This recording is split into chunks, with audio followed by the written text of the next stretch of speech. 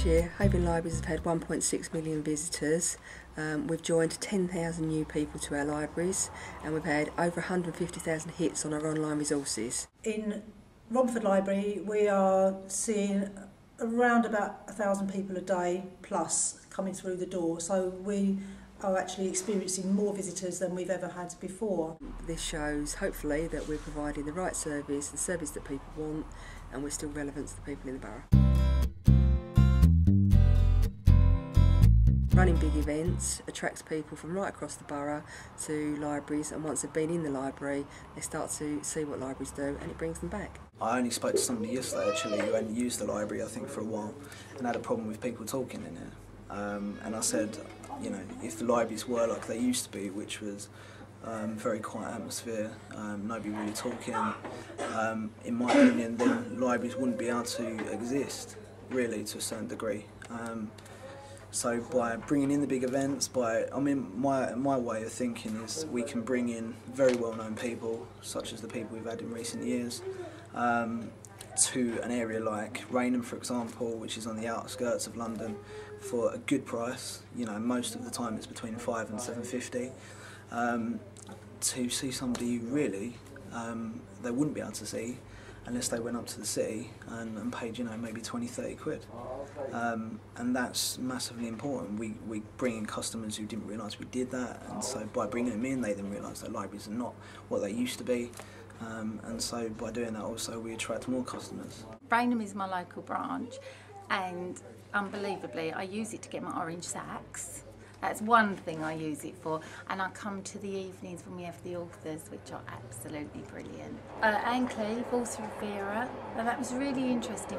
Edwina Curry, Leslie Pierce, Mary Berry, and that was great because she's my heroine. Mark Billingham, since hearing him I now read all his books and I bought the DVDs. We have lots of events in the libraries. We have a quarterly calendar which is produced and given out to all our customers. It's a way of promoting all our services, encouraging people to come into the library to see not only the event, or not only to attend the event, but also to see what else we have to offer.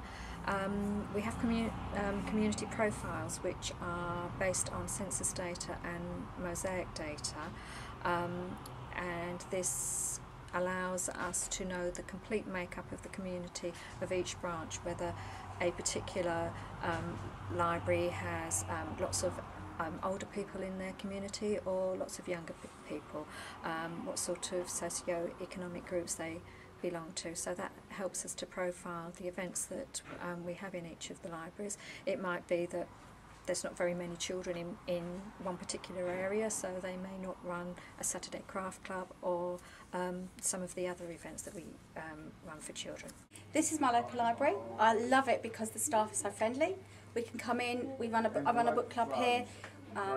My friends call it the wine club because we tend to have a couple of bottles of wine in the evening. Rather nice, a little bit of cheese. I like it because I can get the books that I want. I can access everything through the internet, which the guys have actually had to teach me how to do because I used to have lots of big fines, but I don't anymore. We've had 2 visits this year from the Mayor of London, Boris Johnson. He's very supportive of libraries in general and the London Libraries Consortium. He came to visit Elm Park Library earlier in the year, our eco-library, and joined in Wiggle and Giggle and marched out of the library to the Grand Old Duke of York. So that was very exciting for us and the nursery school children, and he, was very appreciative of all the staff time and things that they do. And on another occasion, a bit later on, he came to Rainham Library, just a flying visit, but again he popped in and talked to the staff and the customers, and very enthusiastic about the things that we're doing in Havering. So, good news.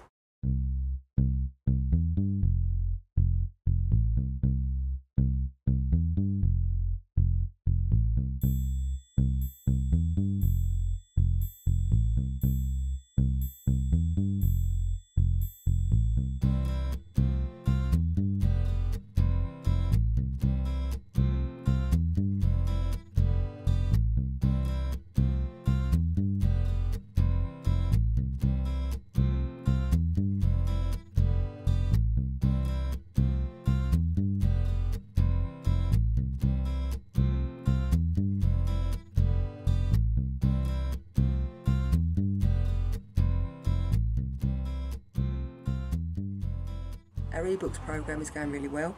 This year we've had 12,000 issues, and we've also had 5,000 issues from the Gutenberg collection, which is a free collection available to users from the borough. We get a lot of phone calls about the ebooks because obviously it's easier to phone up than it is to pop down.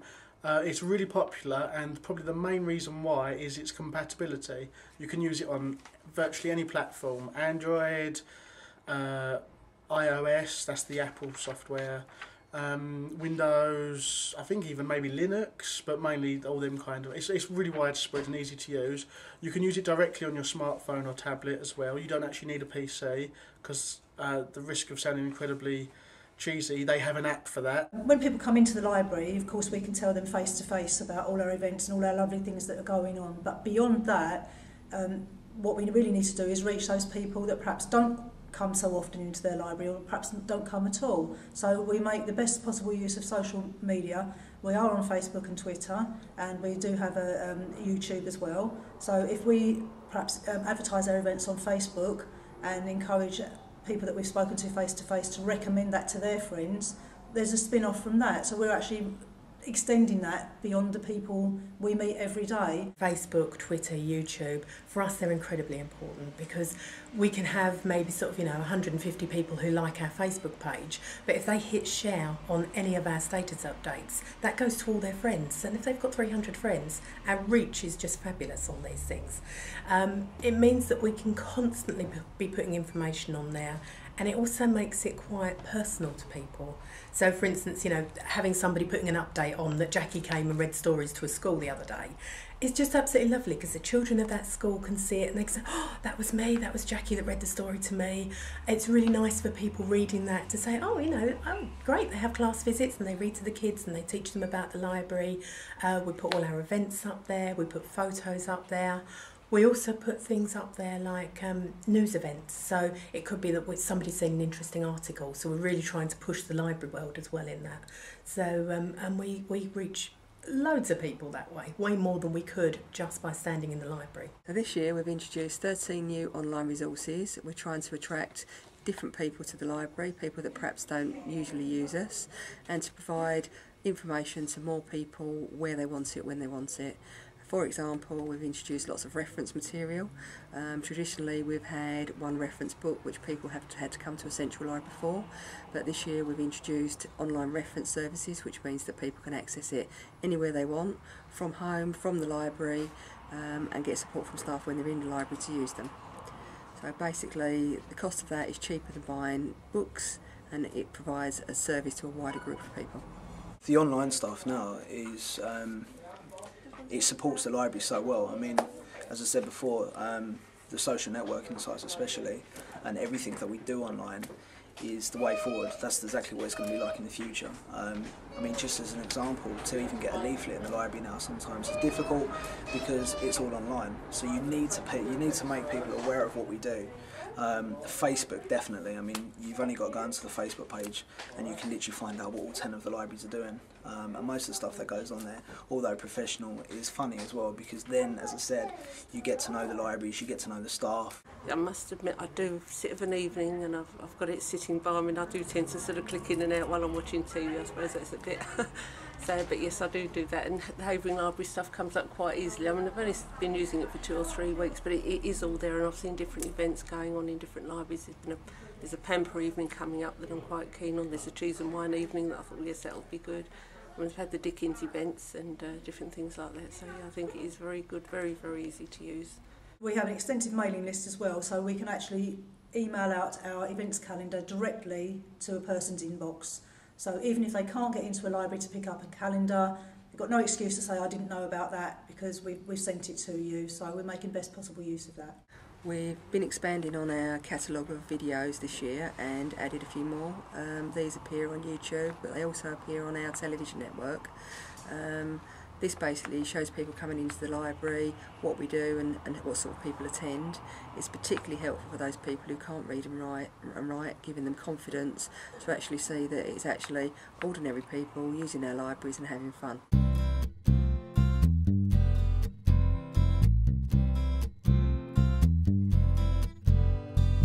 This year we've started using an evidence-based stock management program, Smart SM, and this allows us to edit our stock in a much more scientific way, if you like, than we have done in the past.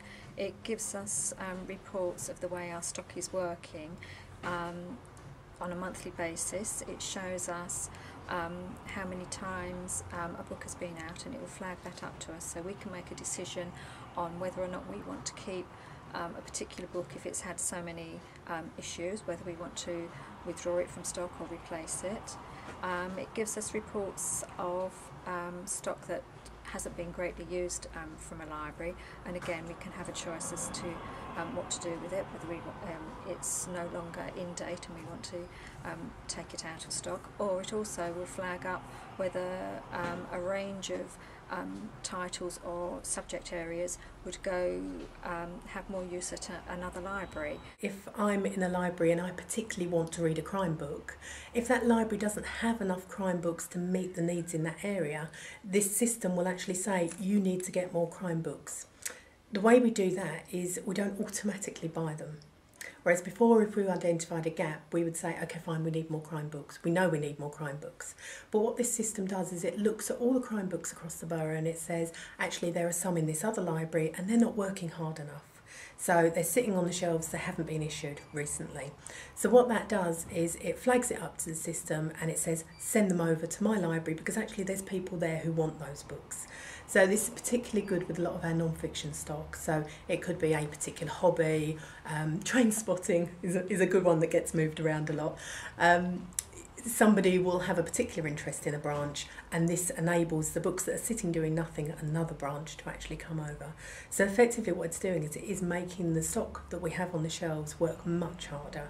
We don't have anything sitting there doing nothing anymore. What that's done is given us opportunities to move stock around where it's required rather than purchasing it, which we would have done in previous years. This year we moved around 2,500 items to different branches because it was required there, and those items got 4,000 issues. For us, in real savings, that's meant that that would have cost us £12,500 in cash, but we haven't spent that. We've moved the stock around and made it work harder. So we've saved money, got the stock in the right place and got more issues. That's contributed to the overall 1.1 million items that we've issued this year, which is all very positive news for us.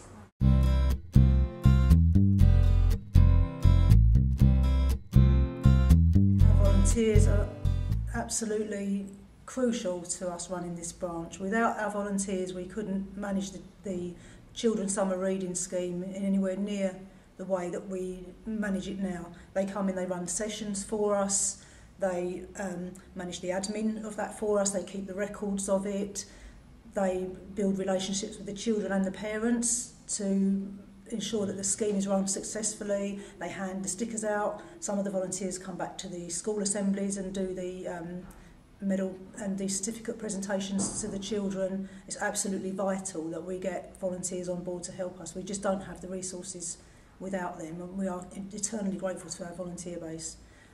We're doing quite a lot of work with Havco at the moment, and they are coming in and recruiting volunteers in the library for all manner of volunteering opportunities, so we're working very closely with them. They're referring people to me, and they've also got our opportunities on the Do It website, so those people that are filling the forms in, those come directly to me, and it's quite a quick process then. We can get people in, interview them, get their police checks done, their CRB check, which we can also do here on site with them, pick up their references, so it's a very easy, quick process for anyone wishing to come in and volunteer with us. Because I was, obviously, where I was out of work last night from 2010, Colin asked me if I would help out with like the summer read, because they were short on people, obviously, to listen to the children talk about their books. So I'd come round here for the 6 weeks holiday. Like I did 5 mornings a week, and I quite enjoyed that, sort of like talking to the children, listening to what they thought about the books that they read, and what types of books that they like to read. I was a colleague of one of the library members of staff, and I was lost my job last year, and I was told that there was a vacancy for a volunteer. Would I like to apply? I was a bit tentative, obviously, but I came along and just learnt the job bit by bit. But I do the housebound books. choose audio tapes and books, large print books. As I say, I'm not a reader, I didn't know very much about books at all, but I am learning, actually finding that I quite enjoy it and learning about different authors and things. I got out of it, it just sort of like it, I just enjoyed it. It sort of like got my confidence back up a little bit, because my confidence was obviously a little bit rock bottom because of not having a job, and it just helped me, and I just enjoyed sitting there listening to the children talking about their books and what they liked doing and what they didn't like doing and all things like that. I find that the library gives me an outlet. It gives me a way of expression. So when there's competitions or anything like that, I always write a piece for it and I always send it off and enter the poetry competitions. I got one of my poems in the last anthology of Havering Library. One of my poems went into that. It just gives you a sense of achievement. Where I'm not working, I've got nothing to keep me going. It gives you that sense of achievement, and the library does that. And also, I think the libraries are so important to communities, and they're so important to be there, to offer that opportunity to read. Most of these, the idea of actually shutting libraries is abhorrent to me, because that some of the children don't have the wherewithal to buy books. They need libraries to be able to go to libraries, and like I said, I didn't read till I was 17, so I didn't know what it was like to get lost in a book. And when I did finally find out, it was just fantastic to me. In the last year, we've done a massive 1,368 visits out to our community. What that involves are things like visiting playgroups, visiting schools, visiting groups that help the aged centres, going into the Queen's Theatre, the Queen's Hospital, the sports centres, and basically pushing out the message of libraries and saying to people, libraries are not what they were 20 years ago. You know, we've moved on and we're very much more active and we do a much wider range of things. I go into the schools to sometimes, well, there are schools that are a little bit far away from the library, so we don't want those children to miss out on the experience. So I'll probably blitz the whole school in a day, just go round to all the classrooms, talk to them about how to join the library, you know, what the library does.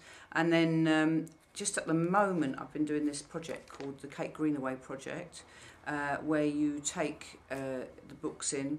It's an award for illustration, so it's visual literacy, and it gets the children sort of appreciating the relationship between the text and the illustrations. I've got one here actually. Look, this is fantastic. This is one of the nominations this year. It's a Solomon crocodile. It's really colourful. The crocodile's really got lots of different art techniques in it. And then you might get this one shortlisted as well, which is actually a non-fiction book about tigers and you know, how we must make sure they're not going to be extinct, with beautiful drawings and so on. Anyway, the children just have a look at the books. They create a classroom debate, and then they debate which book they think is going to win the national prize, and that's announced on the 14th of June this year. So it just encourages, and it's really good because it opens it up for the children that are not so that don't have such a big ability with reading. It involves everybody. So the main key is involvement. You've got to involve the children in reading because they've got so many other different things going on in their lives at the moment. If they don't get involved with reading when they're younger, you know, it can be quite disastrous. The idea behind having a reader development team is that they can actually go out and promote the libraries far more than just having our static buildings. So they go out and they push literacy, but also libraries within the community.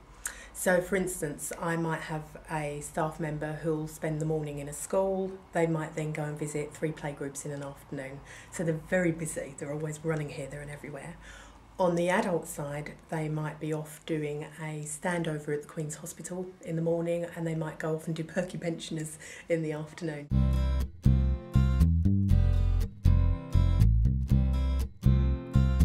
This year, as with all council departments, we've had to make savings. and we've worked very hard to make sure that none of those savings have impacted on the front line. So we haven't reduced any opening hours, we haven't closed any libraries, and in fact we are still on target to build new libraries in Howard Hill and Rainham. However, we have had to make savings, and we've done that by restructuring some of our staff, so basically moving our staff into the right place and addressing issues of staffing and rotas, etc. We've done that by addressing some of our contracts, so outsourcing our transport contract, for instance, which has made a significant saving for us. And we're working this year again to improve further our housebound services and also reduce costs.